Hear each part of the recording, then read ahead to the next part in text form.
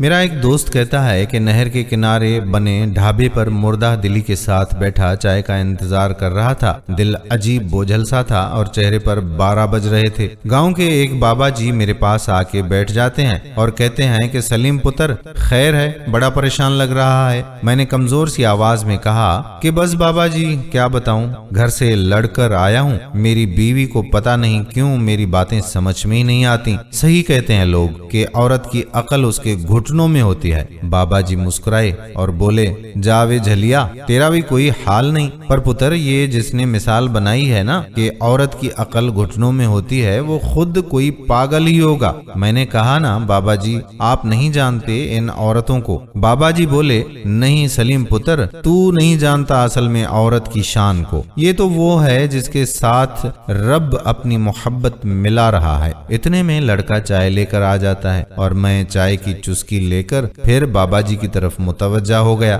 بابا جی اپنی چائے پرچ میں ڈال کر ٹھنڈی کرنے لگ جاتے ہیں۔ بابا جی پرچ سے ہی چائے کی چسکی لگا کر کہنے لگے کہ واہ مزہ آ گیا چائے کا۔ چائے کی تعریف کرنے کے بعد بابا جی کہتے ہیں کہ سن پتر، رب وہ ذات ہے جسے کسی بھی چیز کی کوئی کمی نہیں ہے۔ اس ذات نے خود کی محبت کے بارے میں بتانا تھا کہ وہ انسان سے کتنی محبت کرتا ہے تو اس نے ماں کا نام لیا کہ وہ 70 ماؤں سے زیادہ پیار کرتا ہے، جبکہ ماں ایک عورت ہے۔ بیٹی کو اللہ نے اپنی رحمت قرار دے دیا، جبکہ بیٹی بھی ایک عورت ہے۔ پتر میرا ماننا یہ ہے کہ ہم مرد عورت کا مقابلہ کر ہی نہیں سکتے۔ کہاں عورت اعلیٰ ظرف اور فراغ دل کی مالک اور کہاں ہم کم ظرف اور تنگ دل مرد۔ مجھے بابا جی کی باتیں لبھانے لگ گئیں۔ بابا جی بولے کہ پتر عورت وہ ہستی ہے جس کے قدموں تلے جنت رکھ دی گئی، بس اسی بات سے ہی تو عورت کی شان کا اندازہ لگا لے۔ جب وہ آس سے ہوتی ہے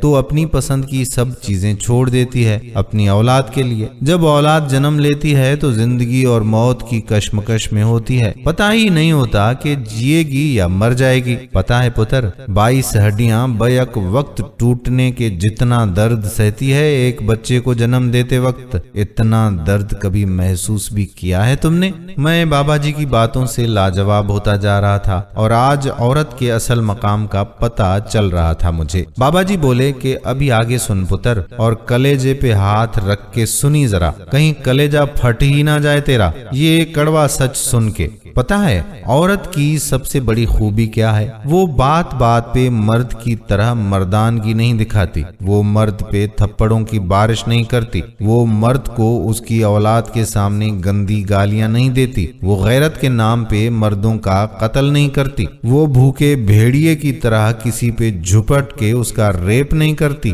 وہ مرد کو غصے میں طلاق نہیں دیتی، وہ گلیوں بازاروں میں مرد پہ آوازیں نہیں کستی۔ بابا جی کی باتیں سن کے میں شرمندہ ہونے لگا اور آنکھیں جھک گئیں، پسینے کی بوندیں میرے ماتھے پر نمودار ہونا شروع ہو گئیں۔ بابا جی نے شاید میری شرمندگی محسوس کر لی تھی، اس لیے وہ تھوڑی دیر کے لیے چپ ہو گئے۔ پھر بابا جی نے ڈھابے والے کو چائے کے کپ واپس لے جانے کے لیے آواز دی اور پھر دوبارہ مجھ سے مخاطب ہو کر کہنے لگے کہ پتر تو سمجھدار لڑکا ہے، بس ذرا جذباتی ہو جاتا ہے، بات کی نوعیت کو سمجھا کر اور پھر فیصلے کیا کر۔ پتر ایک گھر میں روزانہ سب سے زیادہ بار جو نام لیا جاتا ہے وہ ایک ماں کا ہوتا ہے یا بڑی بہن کا، اور یہ دونوں عورت ذات ہیں۔ ہمارے گھروں کا وجود عورتوں سے ہے، گھر مرد نہیں بساتے پتر، عورتیں بسایا کرتی ہیں۔ گھر کی رونقیں عورتوں کے ہی توسط سے ہوتی ہیں بیٹا، ہر چیز سلیقے سے ملتی ہے، کپڑے صاف ستھرے ملتے ہیں، برتن دھلے دھلائے ملتے ہیں، بہترین کھانے ہمیں نصیب ہوتے ہیں، چھوٹے چھوٹے بچوں کی دیکھ بھال بخوبی سر انجام دی جاتی ہے۔ تو پتر یہ سارا جادو ایک عورت ہی چلاتی ہے، ورنہ تو ایک سگا باپ بھی اپنے چھوٹے بچے کو زیادہ دیر تک برداشت نہیں کرتا پتر۔ بچہ زیادہ روئے تو شوہر اپنی بیوی سے کہہ دیتا ہے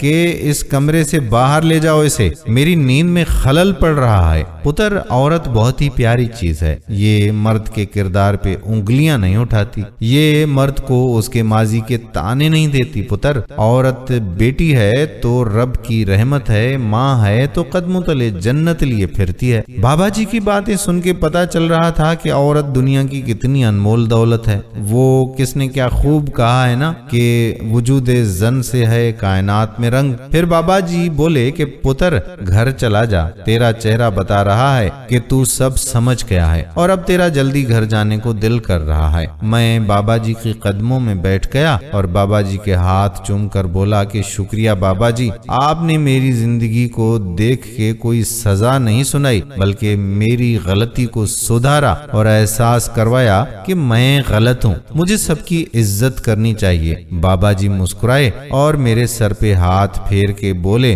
जीता रहे पुत्र, और अब घर जा, घर वाले तेरा इंतजार कर रहे होंगे। वापस घर जाते हुए मेरे कदमों में एतमाद था और दिल मुतमईन था। दोस्तों, हमें भी चाहिए कि हम अपने घर की औरतों की इज्जत करें, उनका ख्याल रखें। वीडियो पसंद आई हो तो लाइक और शेयर जरूर करें। कमेंट्स करके जरूर बताइएगा कैसी लगी आज की वीडियो। आने वाली वीडियो तक अपने मेजबान कादिर बख्श कल्होड़ो को इजाजत दीजिए। अल्लाह हाफिज।